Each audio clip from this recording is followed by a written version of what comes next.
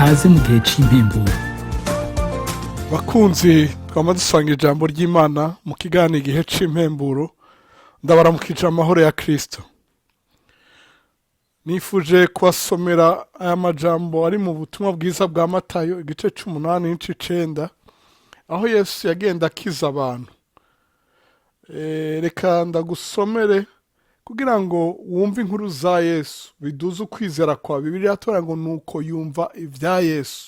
Uwo n'umugore yari amaze imyaka 12 agwaye, yumvise ibya Yesu aribarira mutima. Nawe wumva amajambo, nawe ugira ico wibariye, wakire gukira kwawe kandi wakire ukwizerera abawe ko bakira, wakire nayo mavuta yo gukiza abandi, kuko biravuga ngo abizera bazorambika ibiganza ku bagwayi bakire. Nivuga ngo abapastori, ababishop, abahambaye mu by'amashengero, abizera niba wizera urashobora kurambika ibiganza ku mugwayi agakira, kuko si wowe ukiza, ni Yesu akiza muri wowe kubwo kwizera. Imana iguhezagire. Matayo gice 8 umurongo wa mbere kubandanya n'igice 9. Hanse ngo amanutse uwo musozi, ishengero ryinshi riramukurikira, maze umunyamibembe aza kuri we aramupfukamira ati, mugenzi ukunze woshobora kumpumanura? Aramvura ukuboko amukorako ati, ndakunze, humanuka. Bunacakira imibembe yiwe. Yesu aramubwira ati, wirinde ntugire uwubwira, ariko genda wiyereke umuherezi, utange ishikanwa ryagezwe na Mose, ribe ikimenyetso kibabera icabona.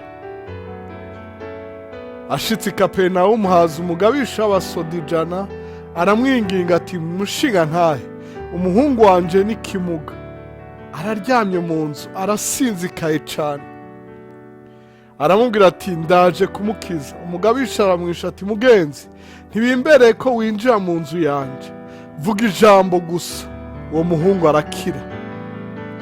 Kuko nanje ndi umuntu agendera munsi y'abaganza, fise abasoda ntwara, iyo mbari y'umwe ntigenda aragenda, n'undi ntingwino akaza. Nabarira umushumba wanje ntikora iki akagikora. Yesu avyumvise biramutangaza, abwira abamukurikiye ati, ndababwira ukuri, sinari bwabona ukwizera kungana gutyo no mu Bisirayeli. Ndababwira yuko benshi bazozavuye iburasirazuba n'iburengerazuba bazokwicana na Aburahamu na Isaka na Yakobo mu bwami bwo mu ijuru, ariko abana b'ubwo bwami bazohindirwa hanze mu mwiza, niho hazoba amarira no kuryanya insya z'amenyo. Yesu abwira uwo mugabisha ati, gire bikubere nk'uko wizeye. Nuko wa muhungu akira uno mwanya. Yesu yinjiye mu nzu kwa Petero, abona inabukwe aryamye, afashwe n'umururumbo umucana. Amukora ku kuboko, umururumbo urazima. Aravyuka aramuzimana. Ku kagoroba bamuzanira benshi binjiwemo n'abadayimoni, izo mpwemu mbi azirukanisha ijambo, akiza abari barwaye bose, ngo ivyavuzwe n'uwavugishwa n'Imana Yesaya biboneke, ngo ubwiwe niwe yatwara ubumuga bwacu, akikorera n'indwara zacu. Reka dusimbire ku murongo wa 23 muri ico gice 8. Atambukira mu bwato, abigishwa be baramukurikira. Haza igihuhuta gikomeye mu kiyaga, bituma ubwato buzimirira mu mipfunda, ariko we yarasinziriye. Baraza baramukangura bati, mugenzi, dukize, turapfuye. Arabaza ati, niki kibateye ubwoba? Mwabafise ukwizera gukemwe. Buno aravyuka azibiza ingunza n'ikiyaga, habaga hwekere rwose. Maze abo bantu baratangara batuye ni muntu ki umuyaga n'ikiyaga ko bimwumvira.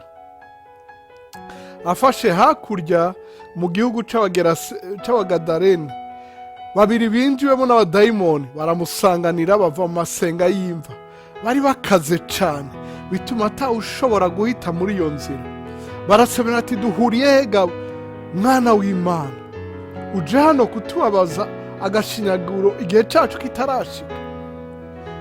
kure yabo hari umukuku w'ingurube nyinshi zirisha. Abadayimoni baramwinginga bati, nambu udusenda uturungike muri uriya mukuku w'ingurube. Arababwira ati, nimugende. Babasokorokamwo, baragenda baja muri izo ngurube. Wa mukuku wose wirukira ku gatembwe, zisuka mu kiyaga, zihonera mu mazi. Abaziragira barahunga, bashitse mu gisagara bavuga ivyo babonye byose n'ivyari bari binjiwemo n'abadayimoni. Aho muri ico gisagara bose baja gusangana Yesu, bamubonye baramwinginga ngo ave mu ntara yabo. Igice c'9, aja mu bwato, araja bukashika mu gisagara c'iwabo. Bamuzanira ikimuga bagiteruye mu nderuzo. Yesu abonye kwizera kwabo, abwira ico kimuga ati, humura mwana wanje, ibyaha vyawe urabihariwe. Bamwe mu banyabwenge b'ivyanditswe baribwira ati, uyu ararogose. Yesu amenye ivyo biyumvira, arababaza ati, niki kibateye kwiyumvira nabi mu mitima yanyu? None icoroshe nikihe? Nukuvuga nturahariwe ibyaha vyawe, canke nukuvuga ntivyuka ugende. Ariko kugira ngo mumenye yuko umwana w'umuntu afise ububasha mw'isi bwo guharira ivyaha, bunabwira ikimuga ati, vyuka wikorere inderuzo yawe utahe. Aravyuka arataha. Ishengero ribibonye riratinya, rihimbaza Imana ahaye abantu ububasha bene ubwo. Reka dusimbire ku murongo wa 18 muri ico gice c'9. Akibabwira ivyo, haza umukuru w'isinagogi aramupfukamira ati, umwana wanje w'umukobwa aradendutse. Nuze se umurambike ko ikiganza asubira abe muzima. Yesu ava hasi aramukurikira. Bo n'abigishwa biwe, buno umugore arwaye ubutinyanga, yarabimaranye imyaka 12. Amuturuka inyuma, akora ku buyonga bw'impuzu yiwe. Yari yiyumviriye mu mutima ati, niyo nokora ku mpuzu yiwe gusa nokira.